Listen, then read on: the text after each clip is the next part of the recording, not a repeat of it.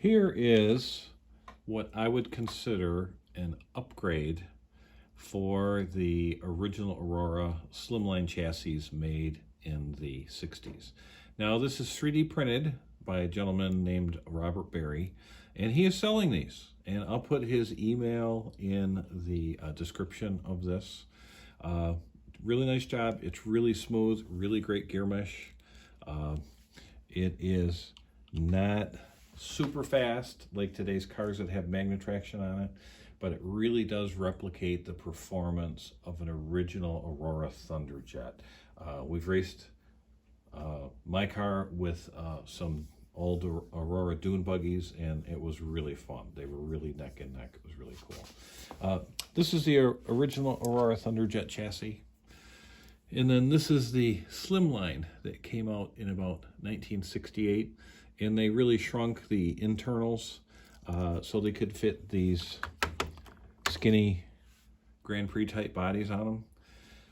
And I've never been able to find, have a small batch of 4 or 6 of these chassis that all ran good. So I really always wanted to have some of these Grand Prix cars to race. So this 3D printed chassis solves that. I can order enough, however many I want. And actually I'm waiting for mine now to have a bunch of slimline cars that I can race. So that should be pretty fun. So the original cars, like say the chassis, they shrunk things down, and I don't know if it was quality control or they just made things too teeny. The cars just didn't run very well, or some of them did and some of them ran bad. And I know there were some quality issues with the rear axle gear. Some people would call it a crown gear. Some of them were tight, and you can fix that. But my experience, and I've probably gone over, like tested over 100, and I probably ended up with just a handful, like 5 or 6 that ran good. And then one was really fast. So that really didn't help me. So now that problem solved for me.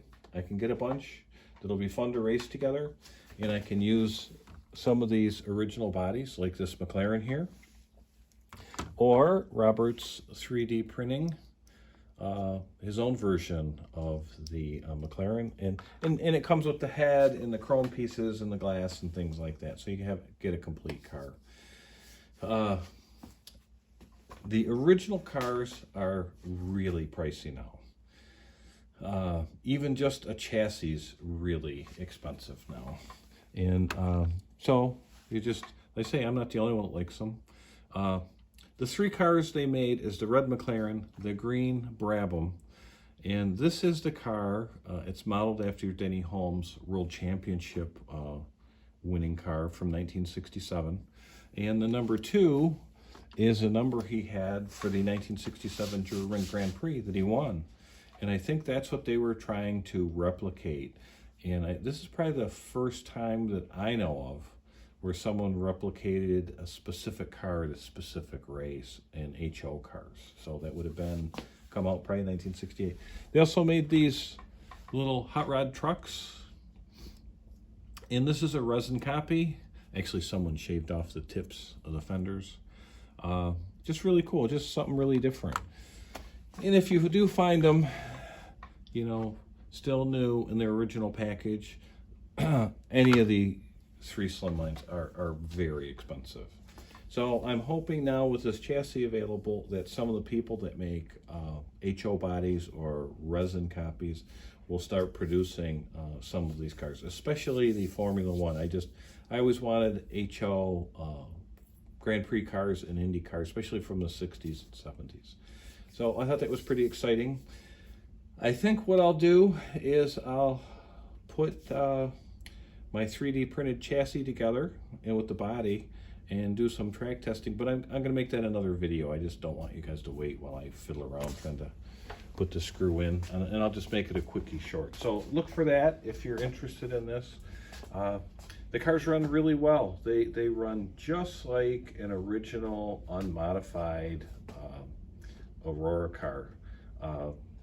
The Roberts 3D printed ones come with silicone tires, and they're just fun. Oh, and also I put these replacement pieces. They're actually for the Brabham, the chrome engine piece. But on eBay, there are parts available to fix these if you have some of the original ones. So that's pretty cool if you have one that you can get the pieces to restore it or make it look good. So that's a little slice, a very specific slice of sort of 60s Aurora HO history.